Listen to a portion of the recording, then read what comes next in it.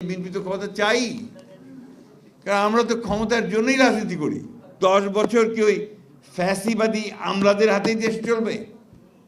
এখন তো আমরা ফ্যাসিবাদী আমলাদের দ্বারাই পরিচালিত হচ্ছি। বারবার করে মনে হয় যে আমরা বোধহয় সংস্কারের বিরোধী বা সংস্কারের বাইরে, অথচ সংস্কারটা শুরুই করেছি আমরা।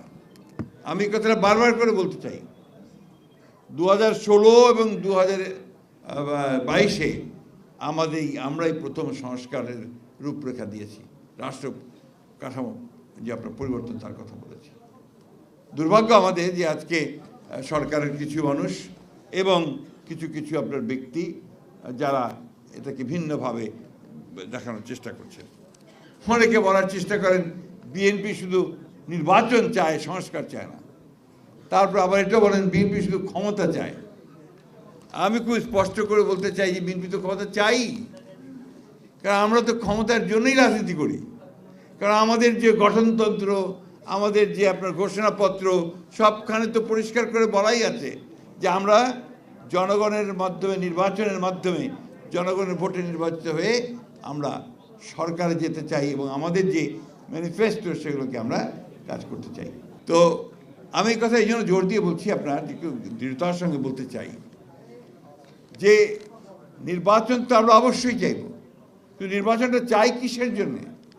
নির্বাচন চাই যে আমরা এমন একটা জনপ্রতিনিধিত্বমূলক পার্লামেন্ট করতে চাই, একটা সরকার করতে চাই যারা জনগণের সমস্যাগুলোর সমাধান করবে, এবং এটাই ডেমোক্রেসি। এখন আপনার সংস্কার করতে হবে, আমরা তো সংস্কার চেয়েছি সবসময়, এবং অনেকে বলছে যে আগে সংস্কার হবে তারপরে নির্বাচন। তো সংস্কার তো একটা চলমান প্রক্রিয়া। সংস্কার কোনটা হতে আপনার 5 বছর 10 বছরও লাগতে পারে, এটা তো চলমান। তাহলে নির্বাচন 10 বছর হবে না। আর এই 10 বছর কি ওই ফ্যাসিবাদী আমলাদের হাতেই দেশ চলবে? এখন তো আমরা ফ্যাসিবাদী আমলাদের দ্বারাই পরিচালিত হচ্ছি। সেক্রেটারিয়েটে আমলারা 90% আপনার ফ্যাসিবাদের দোষর। আপনারা এখানে আলোচনা করলেন যে আপনাদের এই বারে এখানে এখনো অনেকেই আছেন যারা ফ্যাসিবাদের দোষর ছিলেন, তাই না? তো তাহলে এই অনির্দিষ্টকালের জন্য একটা অনিশ্চিত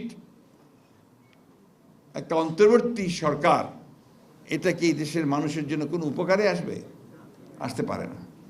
আমাদের কথাগুলোকে অনেক ভুল ভেবে বিচার করার চেষ্টা চালানো হচ্ছে।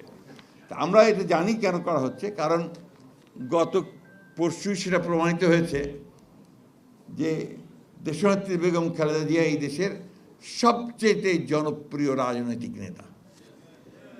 প্রমাণিত হয়েছে যে বিএনপি হচ্ছে সবচেয়ে বড় লার্জ হচ্ছে আপনার একটা গণতান্ত্রিক রাজনৈতিক দল।